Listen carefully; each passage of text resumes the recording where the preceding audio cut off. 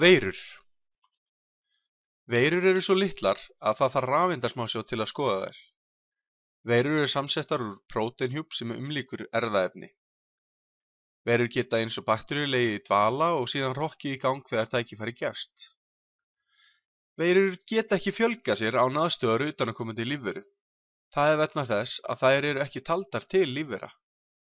Geta veira til að leggjast í dvala og það að þær eru eiginlega ekki lifandi gerir það að verkum að erfitt er að takast á við þær.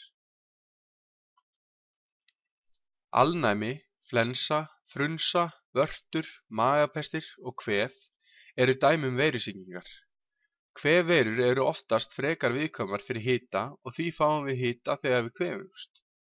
En það er leið líkamans að halda veirusýkingunni í skefjum á meðan hann berst við hana.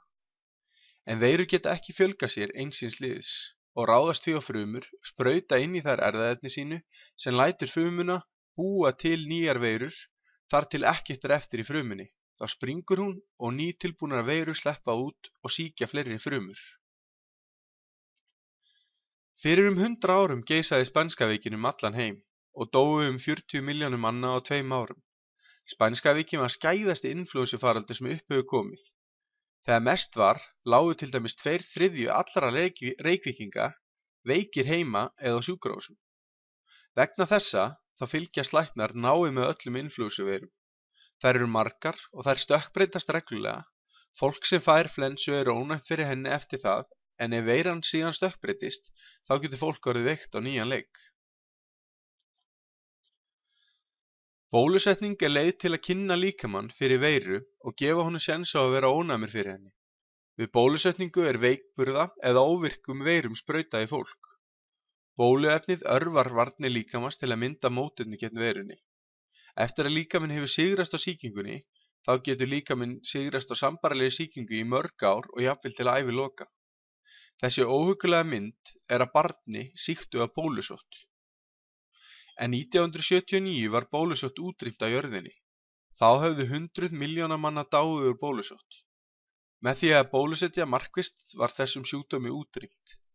En þar sem það er ekki mörg afbrigði af bólusettaveirunni, þá hentaði einkar vel að bólusetja fyrir henni.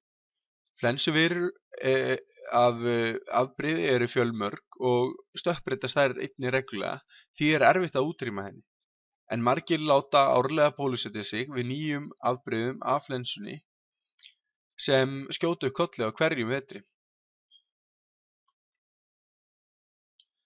Alnæmi er alvarlegur sjúkdómur sem kemur til vegna HIV-veirunar. Oft er fólk án einkenna í langan tíma, jafnvel mörg ár. Á sama tíma getur fólk þó smitað aðra og því hefur gengið illa að ráða niðurlögum á alnæmi í heiminum. Alnæmi smitast í kynlíf og við beina snertingu líkamsvessa smitaðra manneskju við ósmitaða manneskju. Smokkurinn er eina vörnin sem ver mann frá því að smitast á alnæmi við kynmök. Ekki er til nein leið til að losna við HIV-veiruna eða alnæmi. Þó eru til mjög dýrar lyfjameðferðir sem halda HIV-veirunni í skefjum ef sjúklingur hefur enn ekki fengið alnæmi.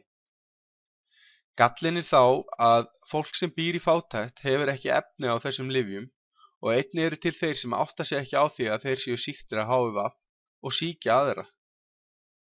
Flestir sem sýkjast af HIV-veirunni sýkjast í gegnum kynlíf. Þess vegna er svo mikilvægt að allir noti smokka.